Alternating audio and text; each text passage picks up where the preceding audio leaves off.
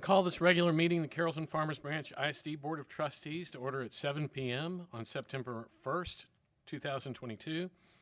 Board members, district staff members, and members of the audience, you're free to join me in standing as Jeanette Papadopoulos, CFB Educational Foundation Board member, provides a message, followed by the Pledge of Allegiance led by Carolyn Benavides and the Pledge to the Texas flag led by Cassandra Hatfield.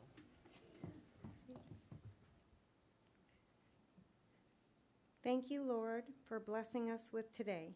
We pray, Lord, for every child who struggles with learning, and we ask you to make learning easy for them. We pray you would make the materials and lessons presented to them clear and concise. Lord, we ask for the joy of learning to be restored to students who are discouraged by their progress.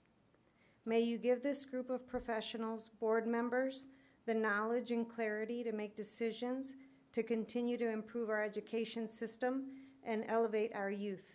Amen.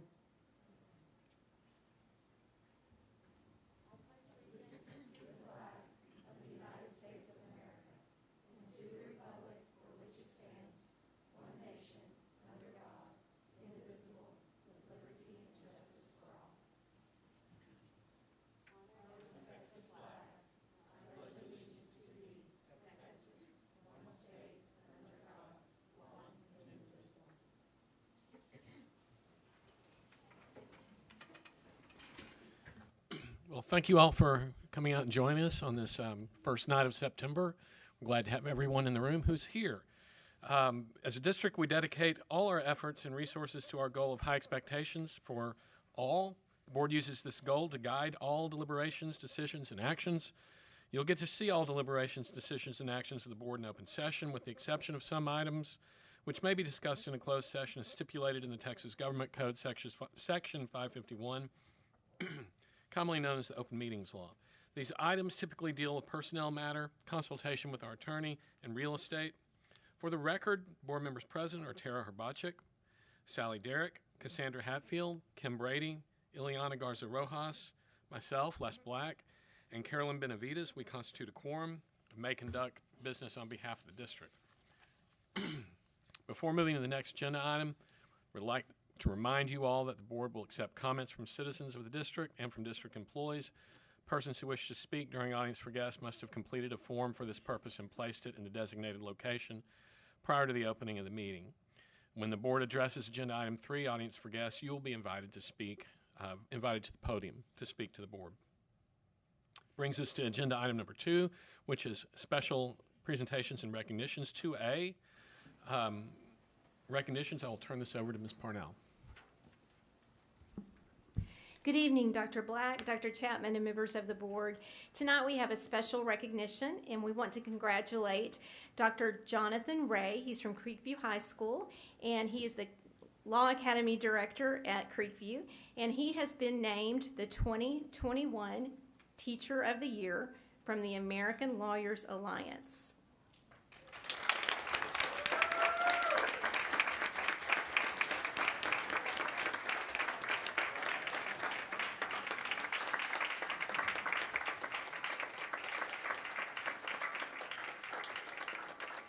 Dr. Ray is one of 4 National Teacher of the Year winners that have been honored at the ALA annual meeting in August. During his tenure at Creekview High School, he has developed a law curriculum, and he has taught numerous students that have won numerous state and national awards, many of whom we have recognized during special recognitions. And one is with us tonight, as well as Principal Joe LaPuma. So congratulations, Dr. Ray.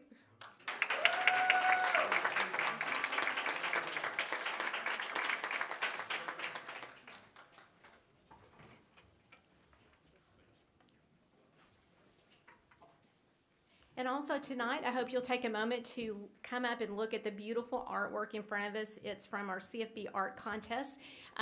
Different students from around the district have created these beautiful pieces, and we have some very talented students, so I hope you'll enjoy that. Thank you. And at this time, I want to bring to your attention of the thumb drives that you have in front of you, and so making sure that you have each of those items listed. And so as you can see, you have the presentations, and you have 4A through E, and then you can see a number of other documents there that we'll be using throughout the meeting. So if If you need assistance on getting those, please let me know. But also, as we start the school year off, I just want to give a big shout out to a number of things that we're doing this year. First is our Tuesday tours. And so the cabinet's going out, and we're going in pairs of 2, and we're going to campuses, and then we're coming back and we're having a deeper conversation.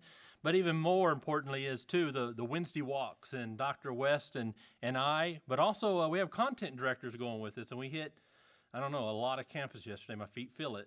But we were on a number of campuses and going in and visiting with principal, going into classrooms, and that's our normal Wednesdays now. And so we were out on campuses to see and watch learning and hear from our principals to continue that process. And so we've been doing this a couple weeks, and so I think it's going to be awesome as we continue to move forward throughout the entire 22-23 school year.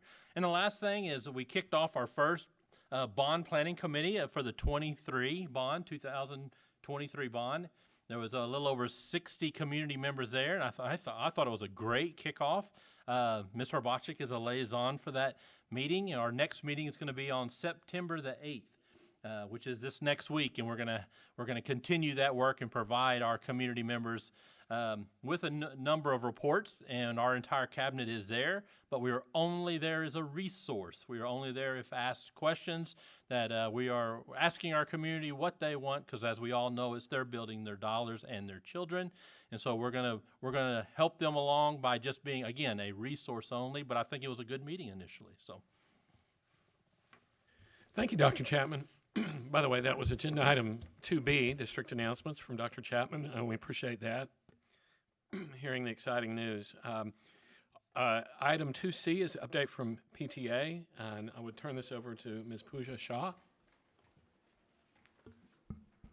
Good evening. Thanks to the school board for giving me the opportunity to update about PTA. First, I want to thank Zohair Barmal, Sonal Tandale, Brian Morish, Hamlin Lance, and Dr. West for joining all of our 36 PTAs. Thank you so much. Thanks to Justin Perez, Tracy Smith, Jimney Stephanie, Sondra Shovels, Don Parnell, Susan Machak, sorry if I mispronounce any of the names, please excuse me, Joe Gillen, and Timothy Isley for joining our feeder school PTAs. We appreciate you supporting so many of our PTAs. School board members, or if any of the rest of you like to join lots of our PTA, please check our website. It is under PTA on our CFP Council PTA website. Our goal for our district PTA membership for this year is 10,000, and you can help us reach that goal by joining any of our PTAs, also through www.joinpta.org. If you're not able to join using the above link, the good news is that our district has been identified as a test district for the reopening of electronic membership with Join PTA. So you may use the link, and you can text me to find out the link to become members, but it is https://txpta.secure.com/joinpta. So we had our training for reflection last night over Zoom, and I thought it went really well. The art teachers, presidents, and reflection chairs participated, and they are getting ready for our PTA reflection program. Our first council delegate meeting will be on Wednesday, September 7th at 6:30 p.m. at Watson Center. It's a CFB ISD multipurpose building in Irving. And Dr. Chapman has gladly accepted to give us an update at the meeting. We will have some water and granola bars for our delegates at the meeting. So the local PTAs, please don't forget to get a check for our council PTA dues, which is $75. And we really appreciate if you can give us our dues on September the 7th. And I hope if you all can make it there. Our first council spring training for President, Treasurer, and Secretary is scheduled on Saturday, the September 10th at 10 a.m. at Tom Landry Elementary School. There we will provide little light refreshments for the participants. So please contact our first VP for training, and she is one of our board members, Kim Brady, and you can email her at leadership@cfppta.org to enroll in the training. Our goal, one of the goal is to connect. Our PTA goal, Council PTA goal is to connect to the local PTAs, and to do that, we are trying to keep our trainings and delegate meetings towards the west side. So I hope you will understand why we are not keeping at the ESDC building, but we are trying to go towards Irving so that we can have participation from the west side, and we will be moving around throughout this year to different locations. And this is the update from PTA. Thank you for giving me the opportunity. Thanks. Thank you, Ms. Shaw, for the presentation, the information. Thank you for your hard work and volunteer hours you spend with PTA. And thanks to all our PTA volunteers. I can't think of another organization more squarely dedicated to helping kids. So thanks for everything you do. That was 2C. We will move now to agenda item 3, which is audience for guests. Before we begin, I remind our audience members of the board's procedures for handling audience for guests. Anyone interested to speak in person during audience for guests must have completed a form and listed the topic they wish to discuss prior to the start of the meeting. Each speaker will be allowed to speak once during audience for guests and will be allowed a maximum of 3 minutes to address the board, dictated by Board Policy BED Local. Because the board wants to hear from as many of you as possible while also keeping the meeting running efficiently, groups of more than 5 people who want to present a particular viewpoint on a topic should appoint one person to speak on behalf of their group. Please remember that the board cannot deliberate on any subject that is not included on the agenda for this meeting. Board members will listen to the comments but will not respond or answer questions. We ask that you not discuss students who are not your own child. The timer will be shown on the screen in front of you and will begin when you arrive at the podium, at the microphone to speak, which is at the podium. Again, the speaker's presentation will be limited to 3 minutes. So I'll go ahead and call. I believe we have one speaker tonight. And that is Mr. William Jones.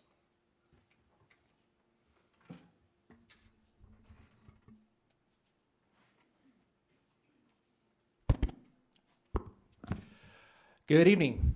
On August 4th, Dr. Dana West said culturally relevant teaching is different than critical race theory, and a lot of times people get those two confused because the letters for both of them are the same.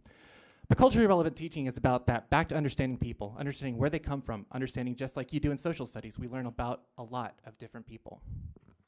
I disagree. And I think there's 3 reasons why she said what she said. 1, she had never read Toward a Theory of Culturally Relevant Pedagogy. 2, she read the paper, understood none of it, and then never read anything else Gloria Ladson-Billings wrote. 3, she was being intentionally deceitful about what culturally relevant teaching actually is. So let's start off with this. Critical race theory. Critical race theory is a cynical view that race is the predominant structural element of American and other societies, and that all analyses of race systemic power, which is to say systemic racism. They believe race and racism are the fundamental organizing principles of society. Culturally relevant teaching, on the other hand, as put forth by Gloria Ladson-Billings, has 3 tenets. 1, a focus on student learning and academic success. 2, developing students' cultural competence to assist students in developing positive ethnic and social identities.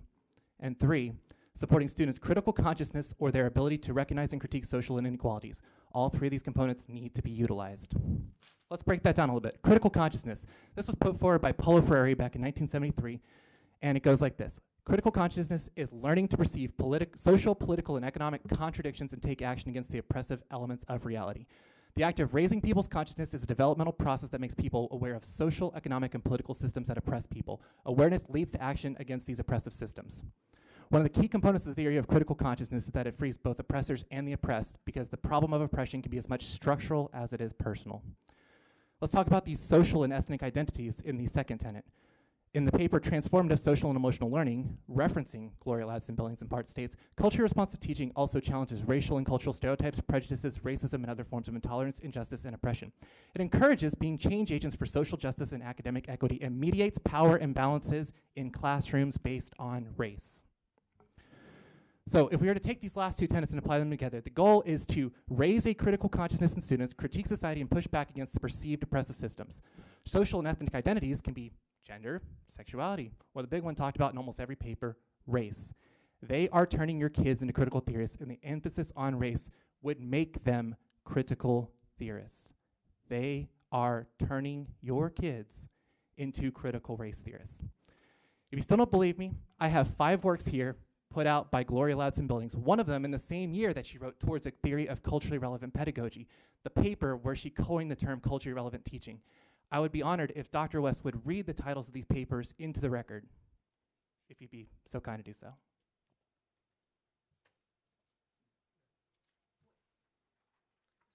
I asked the board at some point in time, asked that these papers at some point in time get read into the record. I think it's important for everyone here to know. Thank you. Thank you, Mr. Jones. Okay, we will move on to agenda item number 4, which are our non-action items for discussion. And 4A is our Bond Oversight Committee report. So I would like to turn this over to Catherine Carlin, who's spokesperson for Bond Oversight Committee.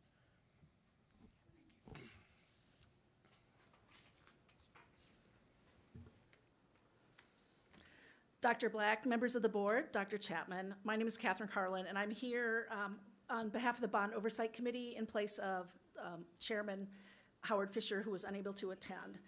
You have in front of you, apparently in a thumb drive, our final report of the Bond Oversight Committee, having completed our 3-year commitment. I'd just like to kind of point out some of the members of our committee that hopefully are here tonight. I see that Tom Hammonds is here. Thank you, Tom.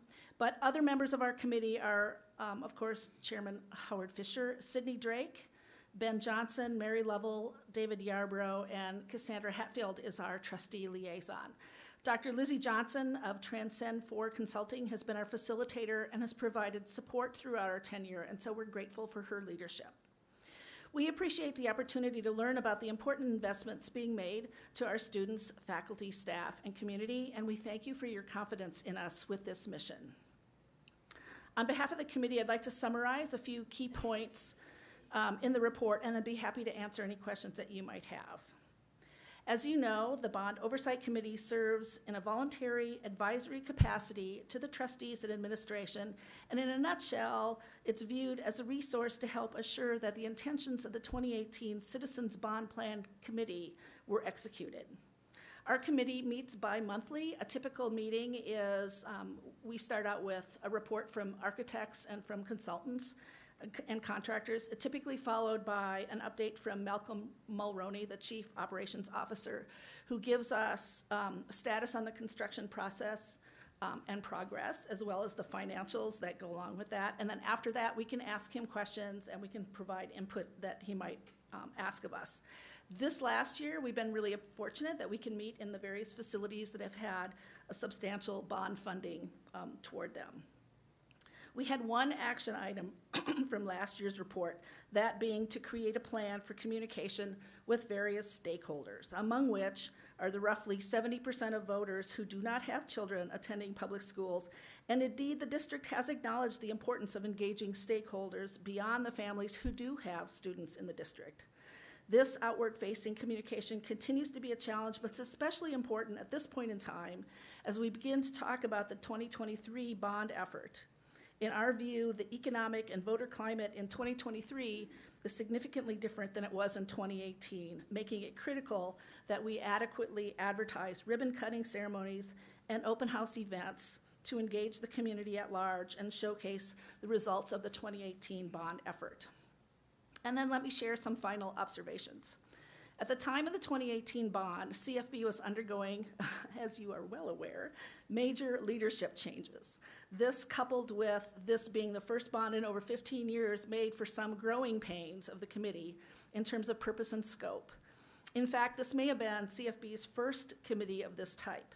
But as we encountered these challenges, we also worked to resolve them, such as we updated our initial guidelines to incorporate some best practices from neighboring school districts that have these types of committees. We changed the scheduling of our meetings to precede school board meetings so that we could provide more timely input on the projects prior to formal project status updates to the trustees and the associated approvals. Mr. Mulroney, and this is really important, created and updated a mapping of the construction status and results back to the Citizens Advisory Committee requirements and budget, thus forming the basis for our conclusion that the intentions of the bond were being met. It is to be noted that Malcolm continues to display an exceptional effort to fulfill the intentions of the 2018 Citizens Bond Committee. And then, although the global pandemic and associated supply chain issues created challenges and the supply chain disruptions and high inflation adversely affected the projects, we're thankfully not aware of any significant adverse delays. And it appears that each project will come in within budget. Therefore, it is our view that Dr. Chapman and Malcolm Mulroney and his entire staff have fulfilled the intentions and expectations of the 2018 bond in the face of challenging environment and competing needs, and the excellent work the district has done in fulfilling the charge of the 2018 bond, promises made, promises kept, should have a positive impact for further investments in CFB ISD. We're available for any questions that you might have. Ms. Garland, thank you very much for that. Board members, are there any questions? Ms. Urbacek? Well, first, thank you to all the committee members that did this. I was a big proponent of this committee because I do feel like it closes the loop on what was started by the larger,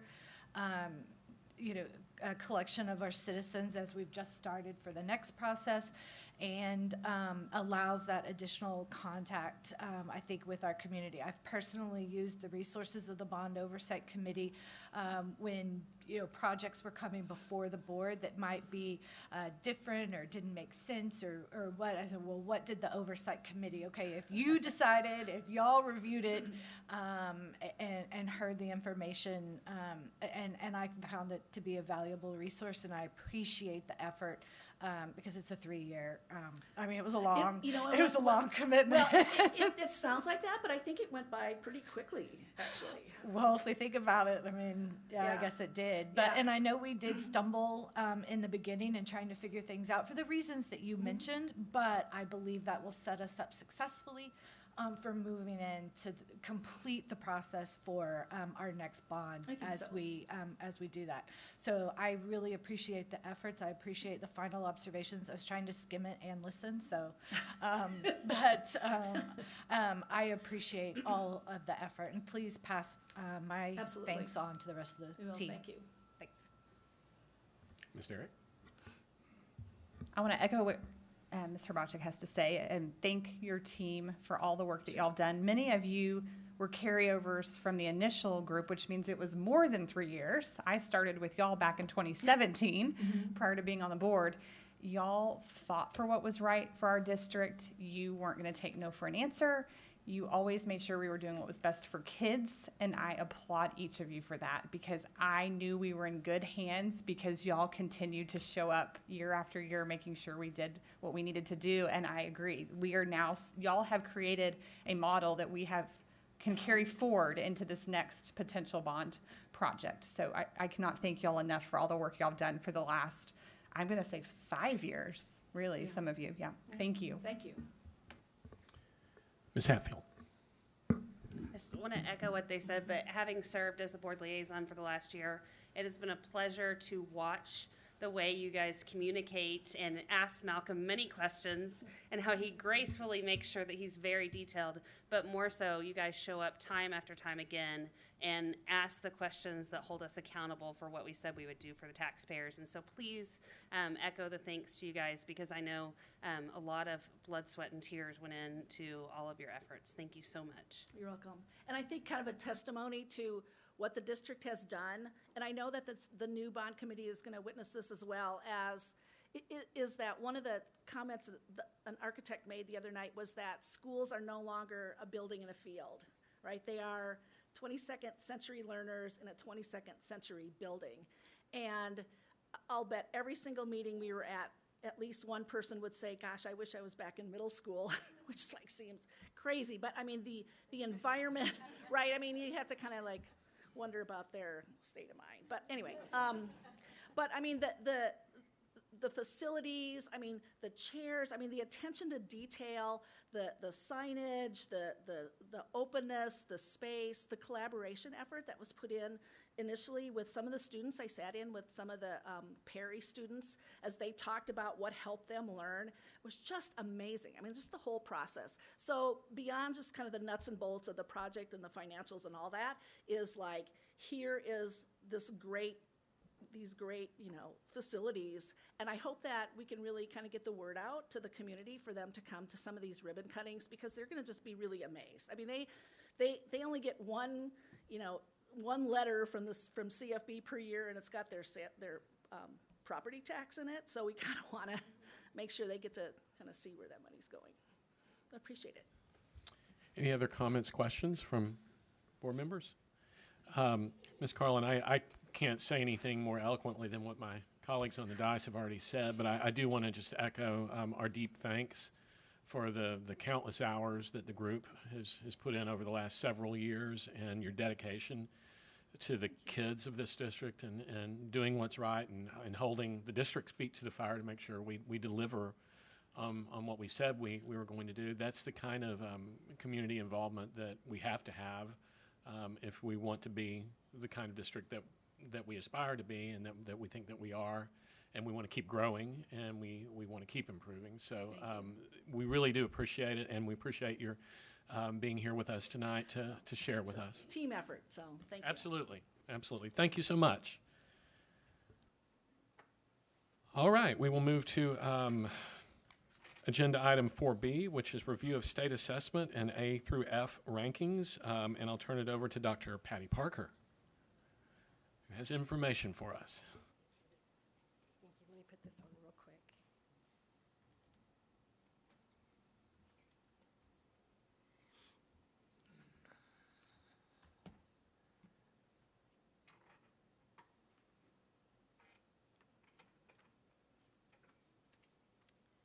And start with the slideshow from the beginning.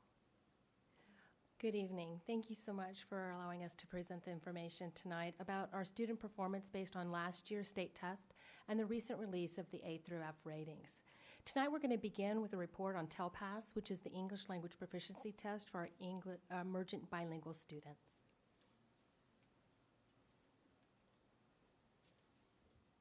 Good evening. I'll be presenting just some brief information about TELPAS and what we need to know about TELPAS 2022. So TELPAS is the Texas English Language Proficiency Assessment System. This is a federally required assessment for every emergent bilingual, regardless whether or not their parents have declined services. And they are assessed annually to measure their progress and language growth. So in the 4 language domains, speaking, writing, reading, listening, they're expected to have 1 year's growth every year. And so they receive a proficiency level rating for each domain, as well as a composite. So the ratings are either beginner, intermediate, advanced, or advanced high.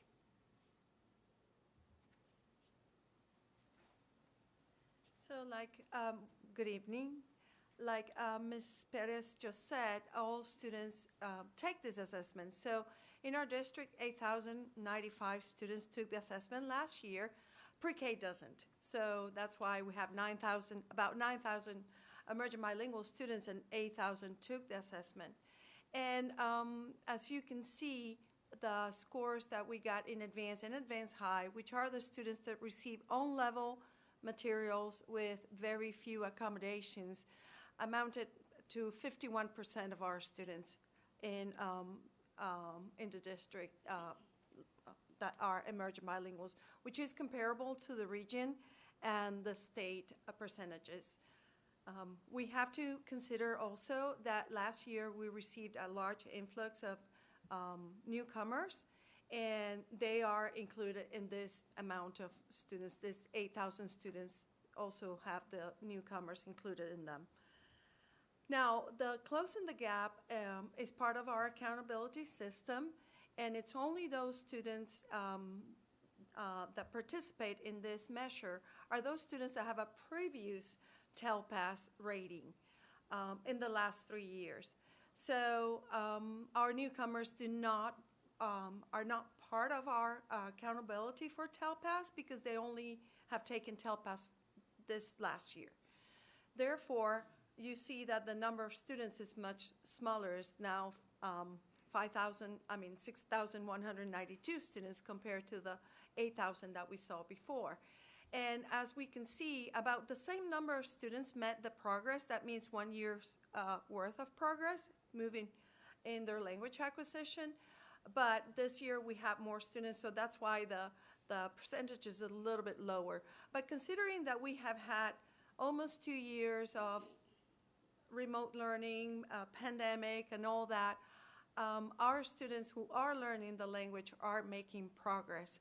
And it's also included we have considered the situation that we need to continue to improve this language acquisition. So we have included in our district improvement plan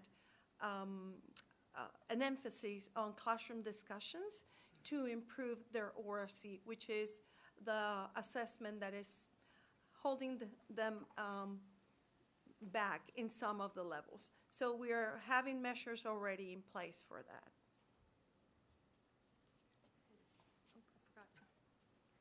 And lastly, just a little information about what we're doing in order to take action based on those performances. So we have some district-wide strategic professional development that we're incorporating. We're in year 1 of a 3-year plan of continuing the same professional development in order to saturate the district with using some of the same language and the same strategies, kind of district-wide. Implementing some software that is helping with our newcomers building their language, and very strategic curriculum that has embedded with all the strategies that we're using through our professional development. We're also using some monitoring to develop the skills and to monitor the skill development to ensure that we're reaching those high levels. So this year, we were able to move so many of our students up despite so much of that at-home learning.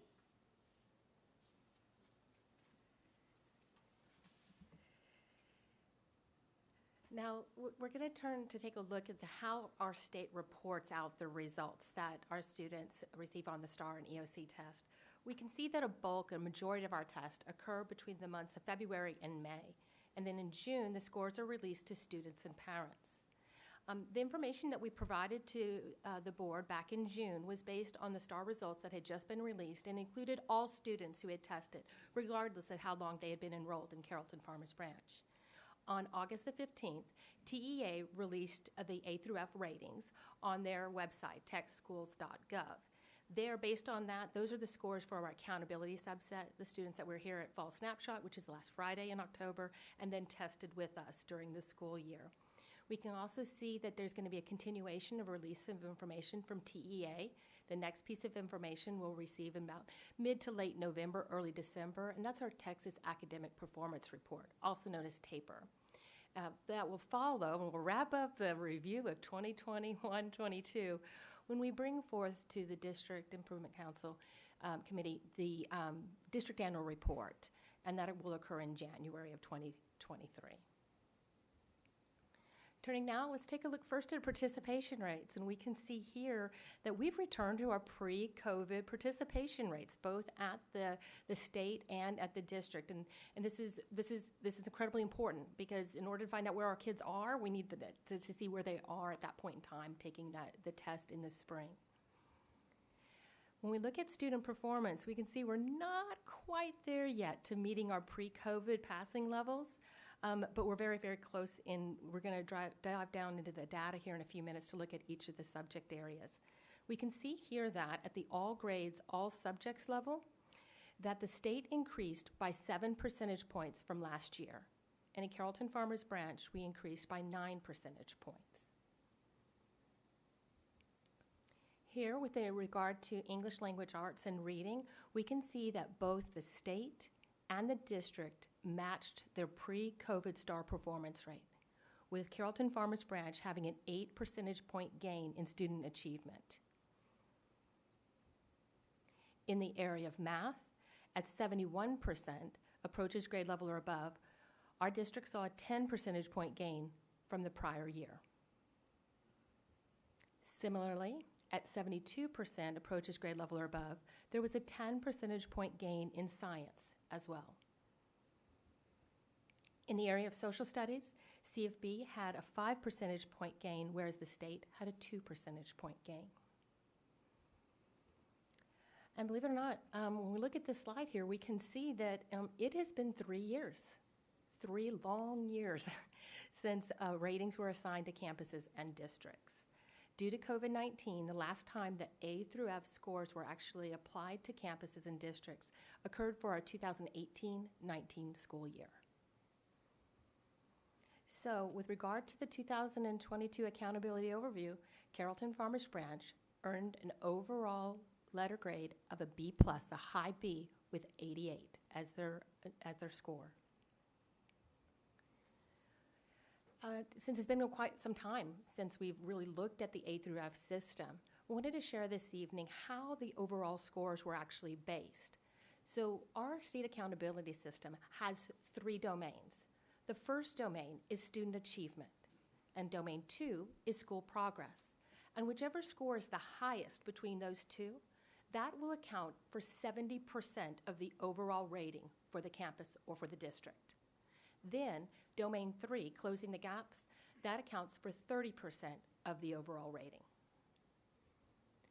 So with regard to domain 1 and student achievement, Carrollton-Farmers branch earned an 85, a solid B. And student achievement is calculated taking into consideration 3 components. First of all, the STAR 3 through 8 and end of course exams that are given to the students through last school year. 40% is based on college, career, military readiness indicators. Now these indicators come from students who graduated with the class of 2021. And the graduation rate counts for 20% of domain 1. Now, recall that they also provide that best of. Whatever the highest score that is earned in graduation rate, that can come from our 4-year graduation rate, which was from our class of 2021, our 5-year graduation rate from the class of 2020, or our 6-year graduation rate from the class of 2019. They take each of those scores, weight them at 40, 40, 20, and that is how we got the domain 1 score of an 85. Next, looking at domain 2, school progress, Carrollton-Farmers branch earned a letter grade of an A and a score of a 90 for school progress. Domain 2 has 2 parts to it as well. Domain 2, part A, is academic growth, measuring student growth, a year's worth of growth, and in order to do that, they need 2 test scores, one from the current year, one from the prior year. Part B, domain 2B, is relative performance, and for a district or for a high school, they take into consideration not just the STAR scores, but also CCMR, and they calculate that in comparison to campuses and districts that have a similar economically disadvantaged population. With regard to domain 3, closing the gaps, a district earned an 84, letter grade of a B. Now, closing the gaps is also comprised of various components of it. The largest weight is 50% of it is on academic achievement, and that is the percent of students that are at meets grade level or above. 10% is based on the 4-year graduation rate. 10% is based on the English language proficiency test that was shared in detail earlier today on the TELPAS. And 30% of closing the gaps is based on CCMR, college and career military readiness indicators from the class of 2021. So once again, 3 domains, calculations of the best of for domains 1 and 2, and 30% from domain 3 is how we get the overall rating of a letter grade of an 88 and a letter grade of a B. And one thing also to celebrate in this is that we had 32 campuses that earned a letter grade of an A or a B, surpassing what we had 3 years ago. In terms of distinction designations, these also returned with the accountability rating system. Carrollton-Farmers branch campuses across the district earned a total of 68 distinction designations. These come from not just the STAR test, but also from participation and performance on SAT and ACT, as well as dual credit and AP and IB exams. Now, as we look to the future, next year, this school year, come the spring, we're going to have a new STAR test. It's going to be very similar to what we had in the past. It's online, but we are going to have a STAR 2.0. We're also going to have a slight little reset or recalibration to our accountability system because we were holding our target set for 5 years, and those 5 years are up.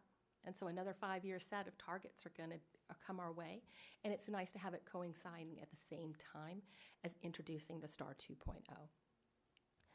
And as we close tonight, with talking about our student performance. A big takeaway is some great celebrations with double-digit gains made in the last 3 years with our students. And the fact that our district scored an 88 and 3 years ago is an 89. So we're really, really close to returning to exactly where we were pre-COVID. And that concludes tonight's presentation. Thank you, Dr. Parker. Board members, do you have questions, comments? I'll look left this time. Right. Yes, Ms. Benavides. Thank you so much. Wow, this is really nice. Very good reporting. Thank you. When y'all spoke earlier about the students at home learning, do they receive work or books or studies to take home? We were referring to the 2 years they were at home quarantine during COVID. Okay. That's what we were referring to. Okay, all right, thank you. Ms. Derrick. I just want to applaud our entire district for the effort that it took to get us to where we are. I mean, this is huge, knowing the past 2.5 years have been not normal, and there was no playbook for anyone. And I just want, and I think the whole board would agree, that we are so proud of the work, and it did not go unnoticed. And this did not take just one person, one team.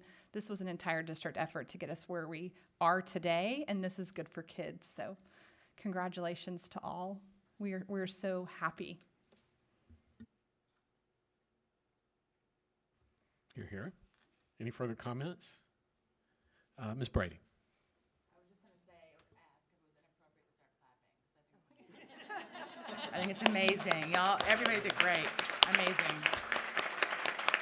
Amazing. Any further questions or comments from the board before we thank Dr. Parker and her team for the presentation and move to the next item?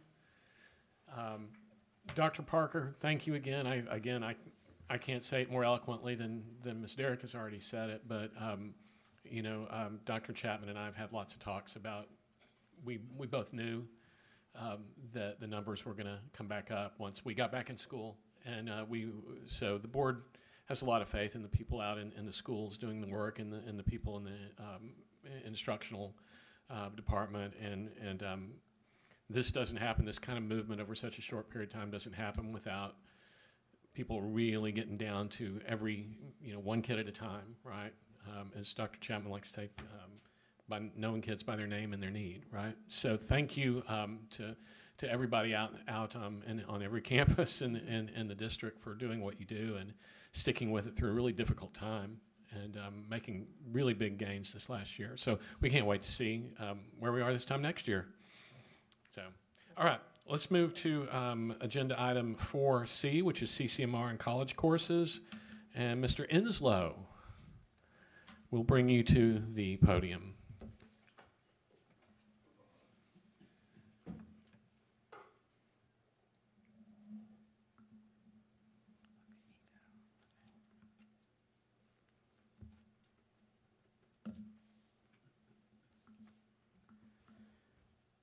Good evening, Dr. Chapman, Dr. Black, members of the board, and thank you all for this opportunity.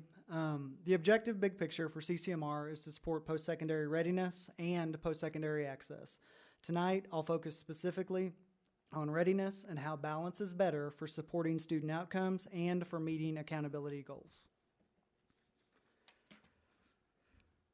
We're all familiar with drought in Texas. We adjust our maintenance programs for buildings to try to restore balance based on what the weather demands.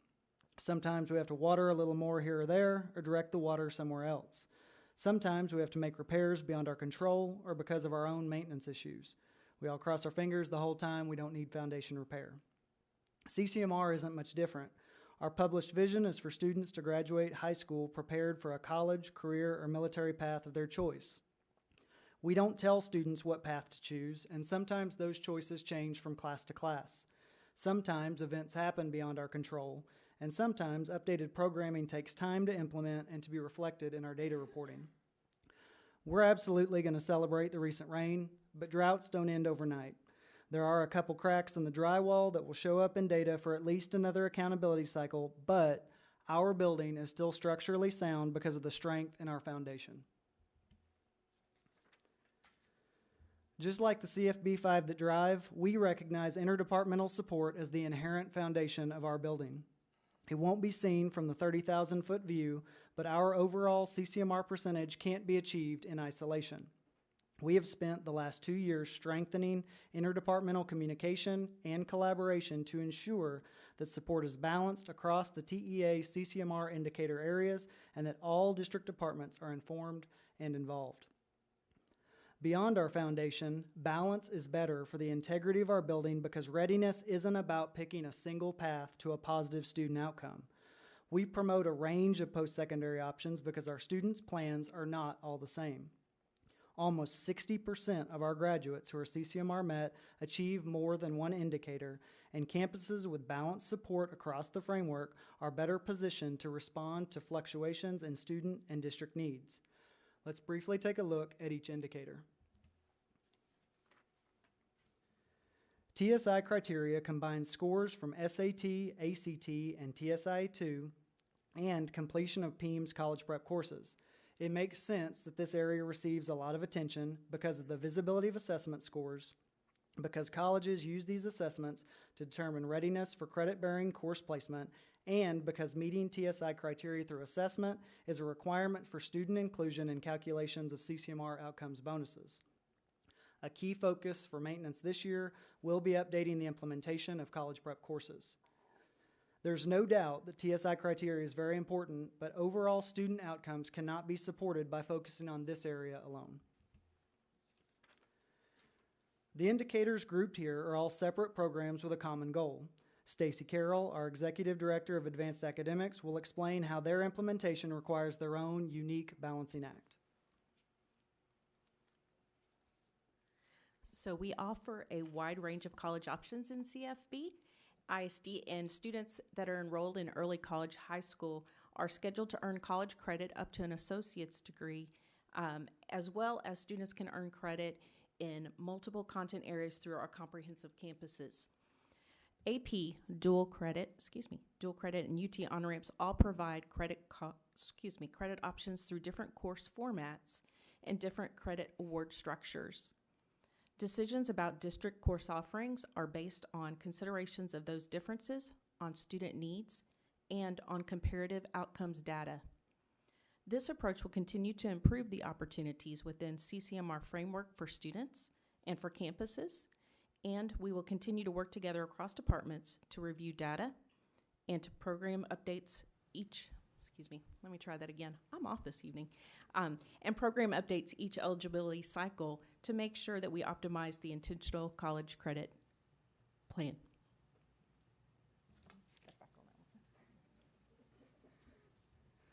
Thank you, Stacy. Through our realigned CTE structure, each comprehensive campus will offer TEA-approved certifications aligned with their programs of study. These growing programs provide relevant workforce credentials, and students are also encouraged to connect their certification and other readiness indicators to post-secondary education paths to further increase their wage earning and advancement opportunities. Students earning both a certification and TSI criteria through assessment are also eligible for inclusion in calculations of CCMR outcomes bonuses. There is a lot of excitement in this area as we balance college and career preparation for a wide range of options after high school. We are extremely proud of the work of CFB staff in supporting graduation for all students. And students served by special education during their senior year can meet CCMR by graduating with IEP completion and workforce readiness or under an advanced degree plan. It is important to note that graduation coding is not the only outcome goal. Many special education students earn multiple indicators, and our priorities of balance and interdepartmental support ensure that all students receive appropriate opportunities to pursue indicator areas that fit their needs and their post-secondary plans. If we were to remodel our actual building, drought or not, we would consider how each support contributes to the rest of the structure. Even though the CCMR indicators will not contribute equal percentages to overall CCMR across our 5 high school buildings, they all have demonstrated value for CFB ISD. From our foundation to the framework to the outcomes they support, balance isn't just better, but necessary to support positive student outcomes and to meet CCMR accountability goals. Thank you.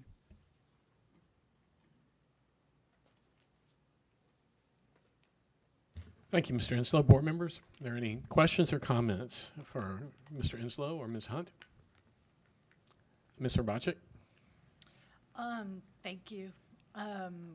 I've always been proud of CFB, proud of what we offer to students, no matter their path after they leave us, and I especially the work in CTE and the certifications and for students that choose that path, as an alternative to college.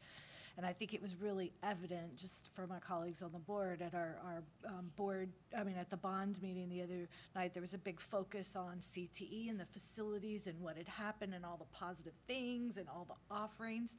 And overwhelmingly, when we had at the end of the meeting, the community members expressed kind of their aha moment, like amazed at what we offered, what we had, what we did, which was really exciting, but also really disappointing because they were surprised.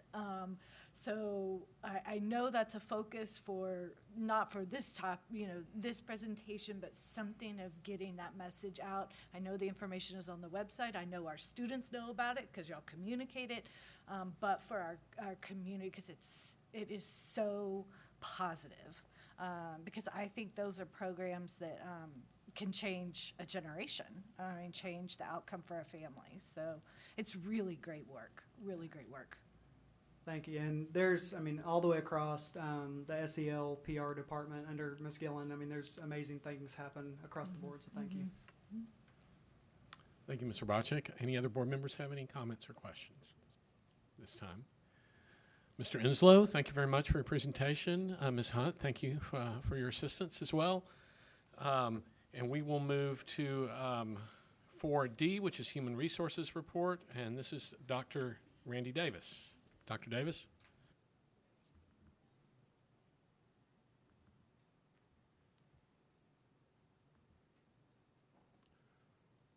Good evening, Dr. Chapman, Dr. Black, members of the board.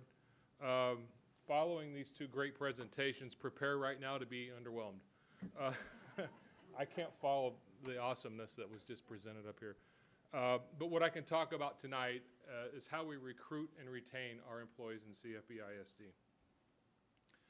As you know, something that we've really taken the mantra this year is we are CFB proud. That's something we talk about in HR when we're talking with folks who we're offering jobs to and all through the district. We are CFB proud, and we like to show it. So, and part of that is some of the things that we're doing, not only in HR, but in our work with other departments in the district. The first thing I'll talk about, and these are all highlights I'm going to talk about through the presentation, but the first one I'm going to talk about right now is using our social media. LinkedIn, Twitter, Facebook are three ways that we help push out, or we get information pushed out about job fairs, about things going on, about postings. And something we've worked really strongly with communications on is a concept called geofencing. So when we're going out recruiting and we're going to Lubbock to Texas Tech, we can pinpoint the town of Lubbock and draw a line 30 miles around it, and everybody that has a social media app is going to get an advertisement for CFB and that we're going to be at the job fair. So we're going to hit those college students in ways other than just having it be the normal process through the college job fair. So it's something we really like to do, and we worked hard with the communications this last year, and we did it in several instances. We had some success. We had a lot of hits because we get data back on how many hits, how many pushes forward that job fair advertisement had. So it's something that's very positive. We're going to start ramping it up even more this year. I'm going to talk about collaborations with our communications in order to enhance our HR image. I'm talking about our new ATS, or applicant tracking system, and talking about the employee base as a recruiting arm. And then lastly, I'm going to finish up with our third-party retention and exit survey. So something we do in our collaboration with communications is we put out some high-quality materials to our staffs and those that we recruit. and something we focused on is that one big family and why choosing CFB. We've taken, and Jeff has worked really hard in communications to go out at our new teacher events and interview folks. So we have this not only in writing, but in our video presentations on our website.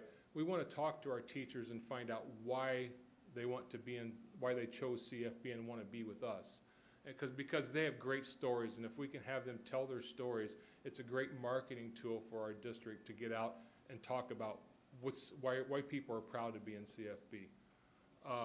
Along with the 5 reasons on the right of why we chose CFB, that's part of our community of recruiters. And something we pushed out last year is the same kind of concept as that, is everybody in the district, every employee, and it's something I talk to our new employees and our new employee orientations here in this room, is that you're now a part of the HR team, now a part of the CFB team. Go out and recruit. And by the end of the summer, it was awesome because we were asking how they got to CFB. Well, John talked to me after he got hired and said there were positions open, so I applied and got a job. So it's working. That word of mouth and getting out there and talking about the qualities and the things that are going great in CFB is very important.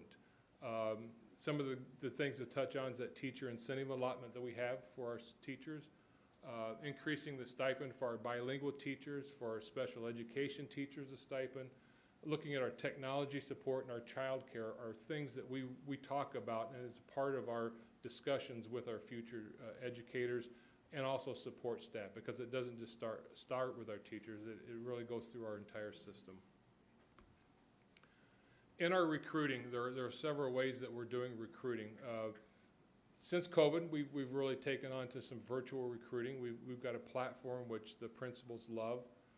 So we do a hybrid. We're still doing some virtual because we know that when we go out and interview teachers who are in other districts and we say we're having a special education job fair, we don't want, and they don't want to come in and see their colleagues sitting at the same table, and then they're going to go back and say, oh, Sally was sitting at this table interviewing and she works for this district.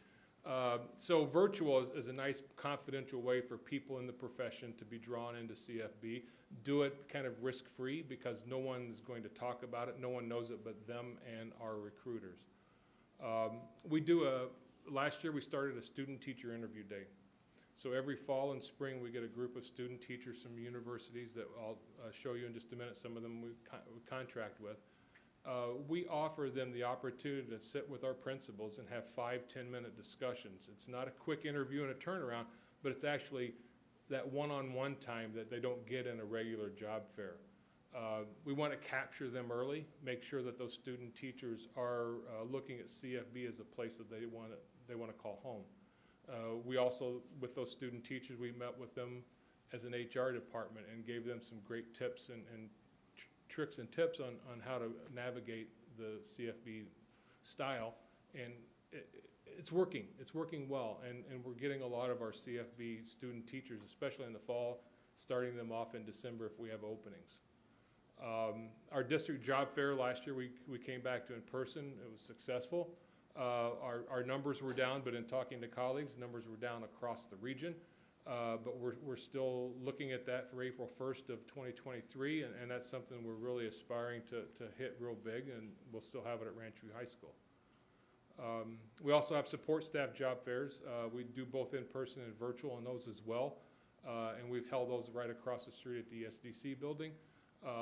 It's something that we know that we're providing a lot of support and trying to get into the community and make sure our community members have access to apply for jobs.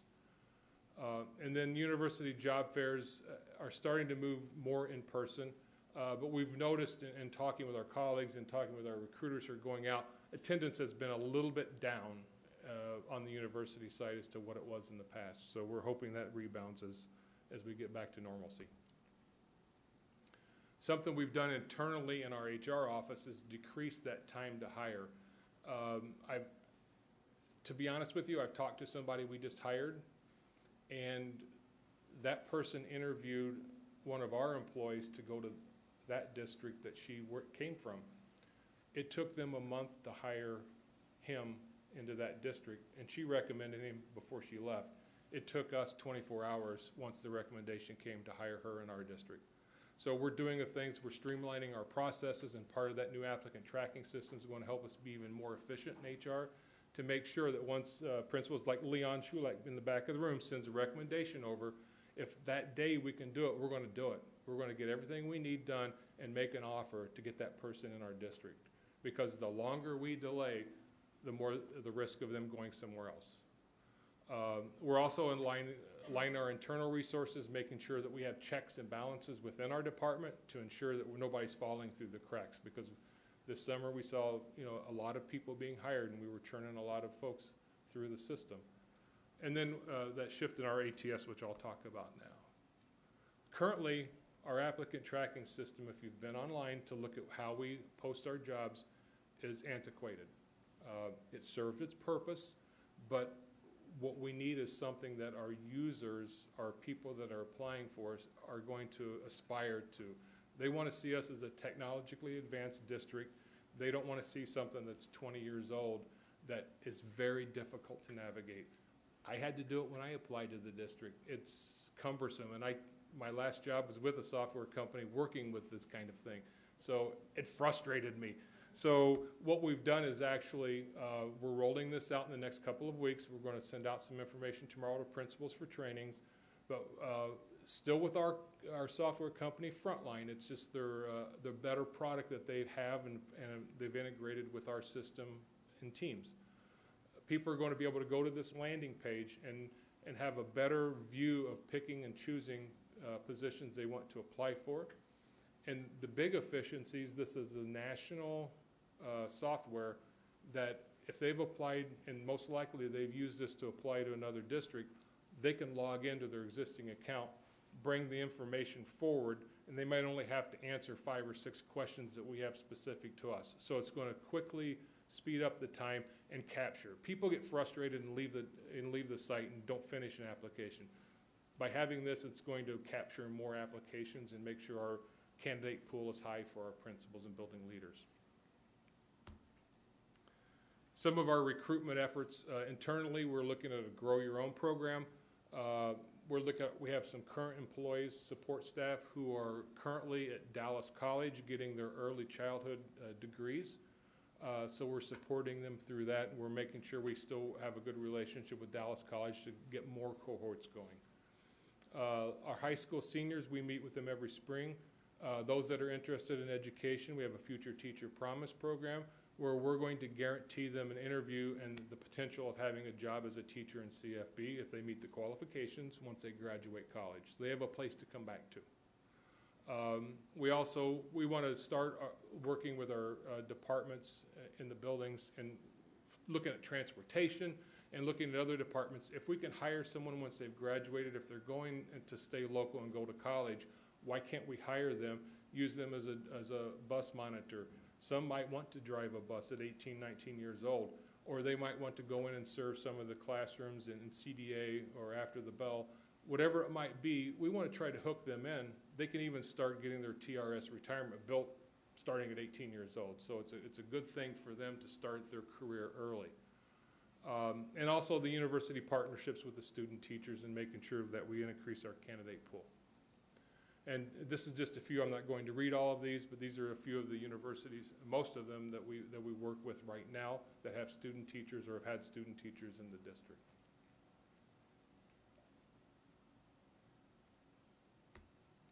Next, I want to talk about a retention survey.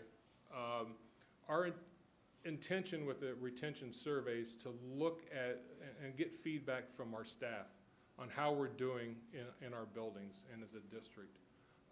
We've actually increased the survey participation to 80%. It's a third party called Upbeat. It comes from them, it's not from us. And so people have that a little bit more trust in answering honestly if it's a third party delivering that survey. We've had that 8% increase in participation, and then our baseline retention data we started collecting this past spring. So using Upbeat, we're able to gather information from our staffs and then provide the principals with relevant real-time information, and it also predict some of those at-risk teachers of leaving, and what might that building need to do to improve internally to capture those teachers and not let them leave in 3 to 5 years down the road. So it's giving them staff development opportunities. I've talked to a couple principals lately, and I've asked them, how do you use their survey? Well, we use it with our administrative staff, and then we set some goals for the building. We take it out to our teacher leaders. We communicate and agree on those goals, and then that year we work on those goals to try to improve whatever it might be that they're identifying as needs in the building. And then we've also this year started an exit survey, which is not our survey. It used to be a Google form that we sent out from us. We've gone to Upbeat, who it's a third-party provider. We've gone from a 20% participation. This year, we have a 50% participation rate, and I'll show you some data in a few seconds about the participation rate between faculty and staff. So we've seen a big increase in the number of folks who leave us and participating in an exit survey.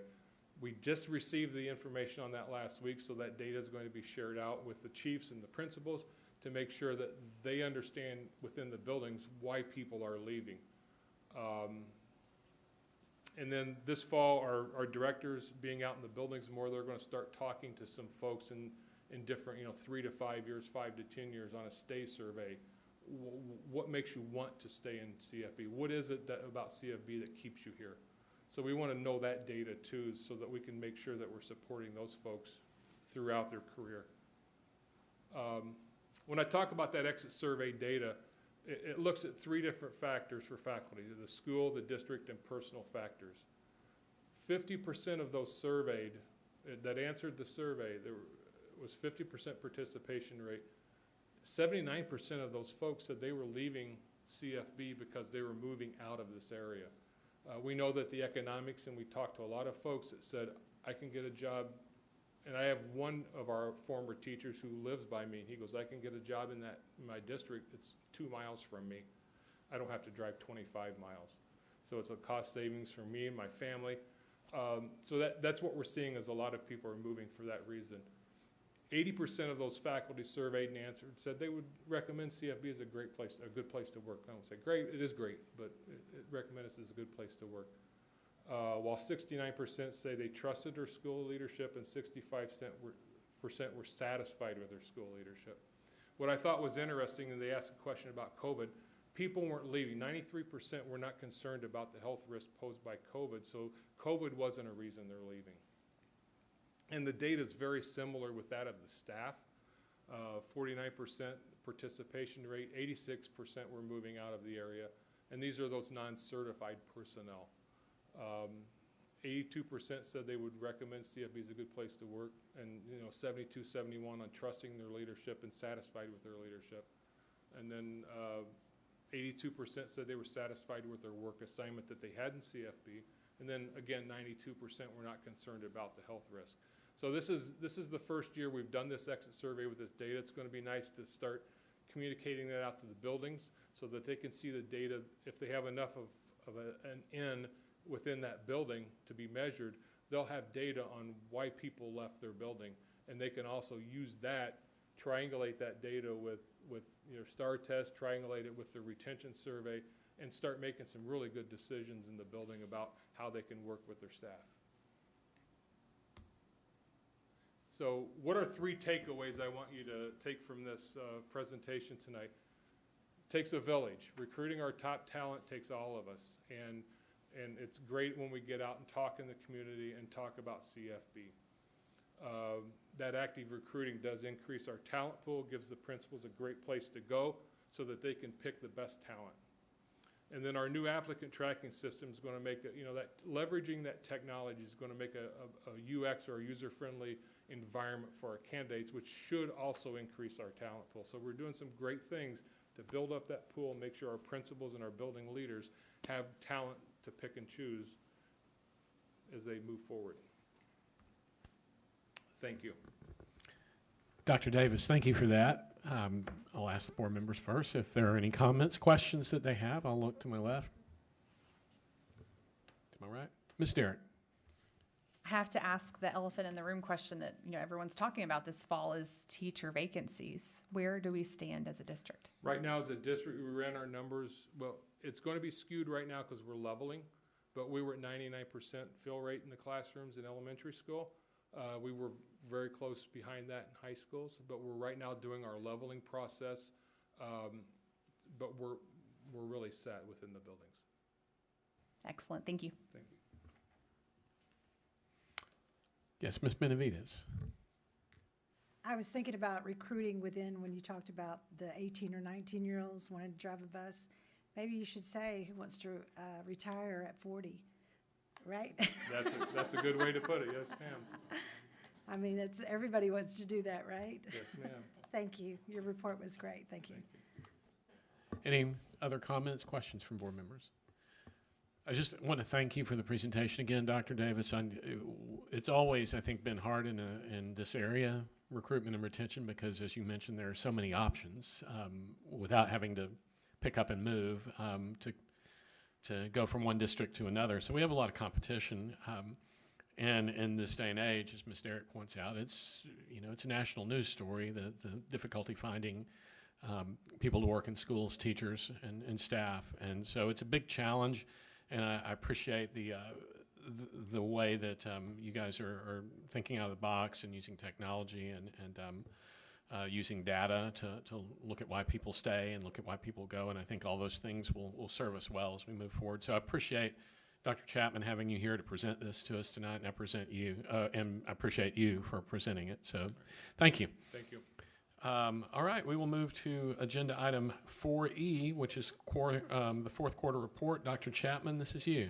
Yes, sir. Thank you so much. I want to walk through basically what is the quarterly report. I know we have several new board members, and this will be one of the first reports that you've seen. And so, let's step back and look at what happened a number of years ago. And so on September 9th of 2019, so it's been a while, the Board of Trustees met and they set some new motto, mission, and vision for the district. And then they set 5 guiding priorities. They took that and then they asked our community of over 60 individuals across our threshold to now develop some guiding objectives for us to move forward in CFB ISD. And they worked on this for a number of months. Then they came back to the board in February with an initial plan. And on April 2nd of 2020, 1 month after we closed, the Board of Trustees then approved what we now know as CV 2030. So that was our strategic plan, our 10-year strategic plan as we move forward. Then we take that document, and you hear about this all the time. You are constantly hearing about CV 2030, Bond 2018, Bond 2023, Equity Plan. All of these individuals that work on this are from our community building these plans out together, and then everything correlates back to CV 2030. Our annual DIP, which has parents, community members, business leaders, staff members on it, is all directly correlated back to CV 2030. And so the key takeaway here is that this was not developed by our staff, but it was developed by our stakeholders in our community to move forward, and we have stayed true to that. In turn, you have the quarterly report. Every one of the quarterly reports, this is the fourth and final, will give an annual report in December to the Board of Trustees. Those are also always posted on our website. Every annual report is also posted on the website for our community to see. And so just so each person can see, this is what each of our cabinet members are putting together to show we are meeting the needs. Very similar to promises made, promises kept. We are holding ourselves accountable. We want our community to see what we're doing, but that we're always on one path to move that forward. And so you have your quarterly report in front of you. It's on a thumb drive for you to look at. Again, you'll get your annual report in December as we move forward. And the last thing in your thumb drive I think is very important is the communications department put together some talking points for board members. So if you get a chance, open that. Again, guess what? The 5 guiding objectives are lined out there based on CV 2030. But it gives you some things to talk about whenever you start sharing those in the community. The cabinet's doing the same thing. They know talking points, not only their own, but they know each department's talking points as we continue to move forward and celebrate the great things happening in CFB. Thank you, Dr. Chapman. Board members, questions for Dr. Chapman?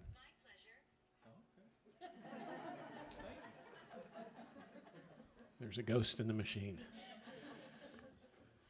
Okay, I see no questions or comments for Dr. Chapman. Dr. Chapman, we appreciate the fourth quarter report and look forward to going through it in more detail. So I see on my agenda, there is an option for a recess, but we have a relatively short agenda from this point on. So if it's all right with the rest of my colleagues up here, can we plow through and skip the break and move to our consent agenda? Okay, so we will do that. So we'll move to agenda item number 5, which is our consent agenda. Oh, I'm sorry, Ms. Hatfield. My computer's dead and it won't charge.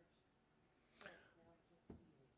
Oh. So is there a way I can get a charger even if we continue? You know what? We could take a break and fix that, given that. No, that's exactly the kind of reason that we ought to take a quick recess. So at this time, we'll take a 10-minute recess. It is now 8:15.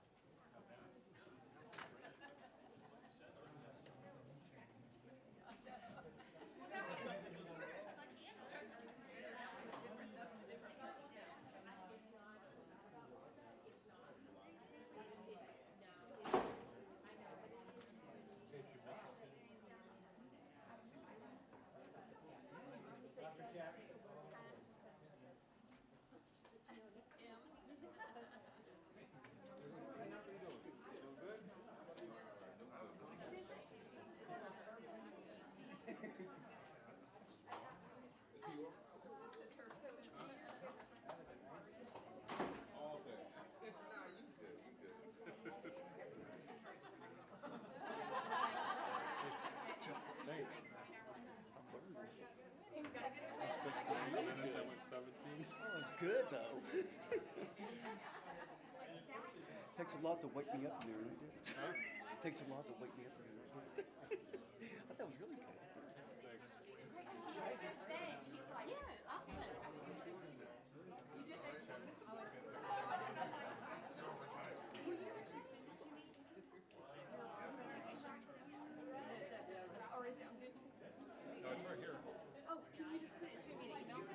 I'll send it to you.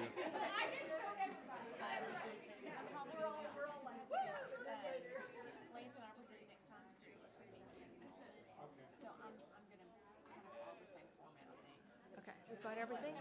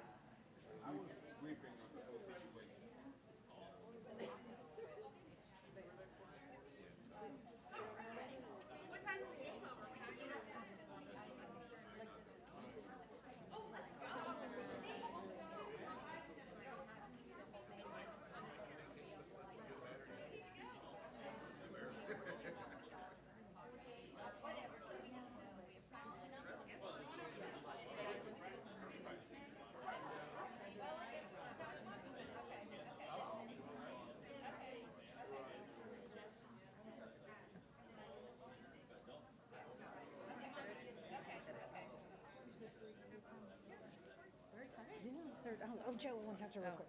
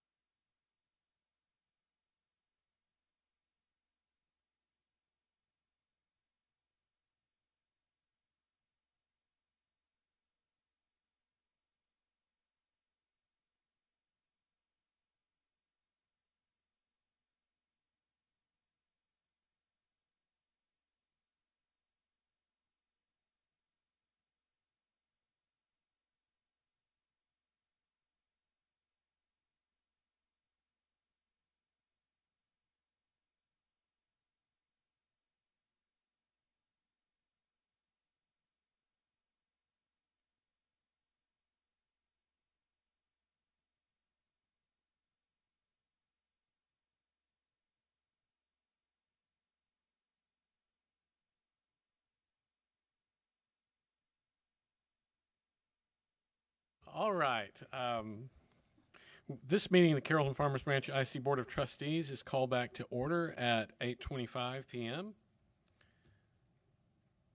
And as we come back, we got past some exciting news during the break. We can announce that R.L. Turner at halftime is leading Diamond Hill by a score of 48-0. So when we get to clap twice tonight. So when we finish up here, when we adjourn here tonight, everybody head over to Standridge and cheer on the team. All right, let's move to item number 5, which is our consent agenda. This is a mechanism that the board uses to approve a number of routine items together with a single vote. In compliance with the Texas Open Meetings Act, the public notice for this meeting includes the list of all consent agenda items, and the board has been provided ample information about these items in advance. Prior to any action taken on the consent agenda, board members may request withdrawal of individual items for clarification or discussion. Board members, are there any items to be removed from the consent agenda at this time? Ms. Benavides. Okay, Ms. Benavides has asked for item 5J to be pulled from the consent agenda. Mr. Bocek. And I would like item 5Q pulled for individual consideration. Mr. Bocek has asked for item 5Q to be pulled for individual consideration. Are there any additional requests regarding the consent agenda? Okay, if there are no other items being removed, do I have a motion regarding the consent agenda as amended? Ms. Derrick. I move that we approve the consent agenda with the removal of 5J and 5Q. Okay, we have a motion from Ms. Derrick. Do I have a second? I have a second from Ms. Brady. Is there any discussion? All right. All those in favor, please raise their hand. I see 7 hands raised. So by a vote of 7 in favor and 0 opposed, the motion carries. So now we will move to our next agenda item, which is 6A, items removed from consent. We have 2 items removed from consent tonight, 5J and 5Q. I'll first start with 5J. And Ms. Benavides, do you wish to speak at all about the reason that you asked for that to be removed? Okay. All right. Should we vote on these individually, I suppose, right? Okay. So is there a motion regarding 5J? I have a motion from Ms. Derrick. I move that we approve item 5J. I have a motion from Ms. Derrick. Is there a second? Second from Ms. Hatfield. Is there any discussion on 5J? All right. All those in favor, please raise their hands. Okay. All those opposed? All right. With a vote of 6 in favor, 0 opposed, and 1 abstention, item 5J carries. Then we'll move to item 5Q. Mr. Bocek. I just won't be taking action on this item. Okay. So do we have a motion on 5Q? Ms. Derrick. I move that we approve item 5Q as presented. Okay, we have a motion from Ms. Derrick. Is there a second? I see a second from Ms. Brady. Is there any discussion? All right, all those in favor, please show by raising their hand. I see all those opposed. By a motion or by a vote of 6 in favor, 0 opposed, and 1 abstention, item 5Q carries. So we will now move to agenda item 6B, which is consider approved purchase of security bus camera system.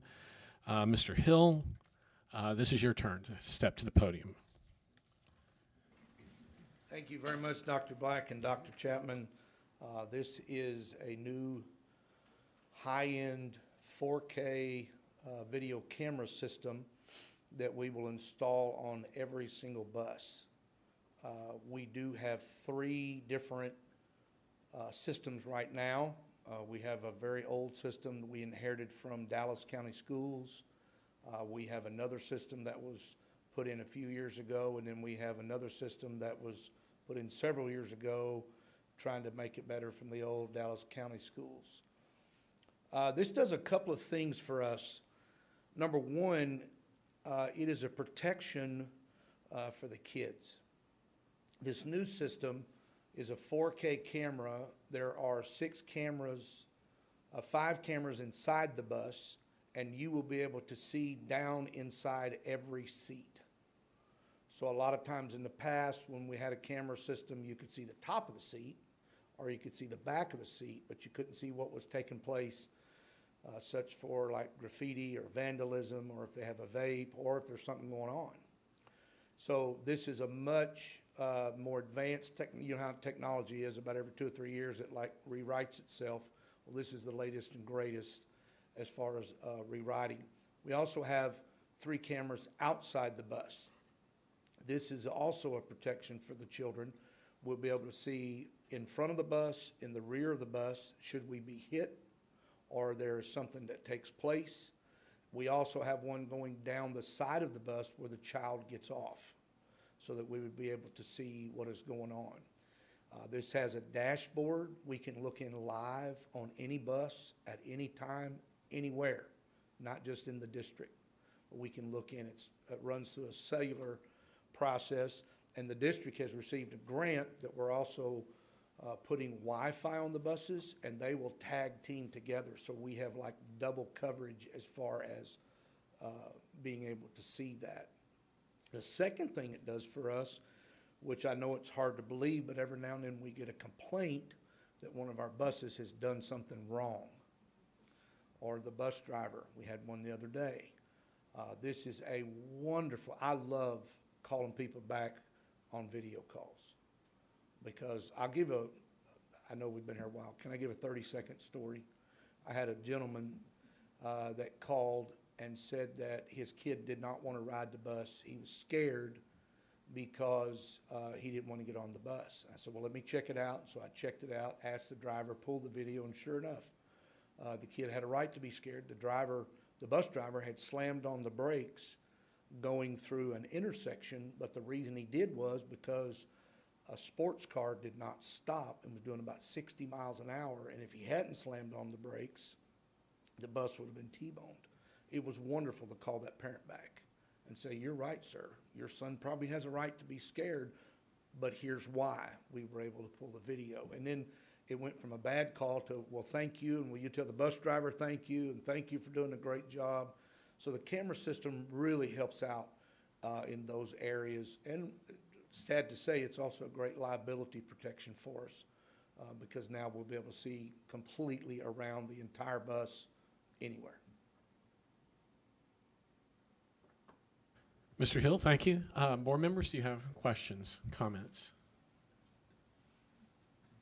Okay, I see none. Is there a motion regarding this item? Ms. Hatfield. I move that we approve 6B as presented.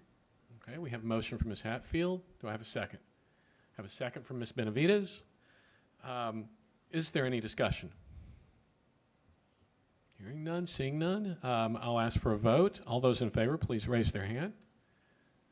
I see 7 hands raised. So by a vote of 7 in favor, 0 opposed, the motion carries. Thank you. So we will move now to agenda item number 7, which is comments from board members regarding posted agenda items. Board members, do you have any comments that you wish to make at this time related to our posted agenda from the evening? Okay, hearing none and seeing none, we will move to agenda item 8. Ladies and gentlemen, we've reached the end of the agenda and we are adjourned at 8:34 p.m.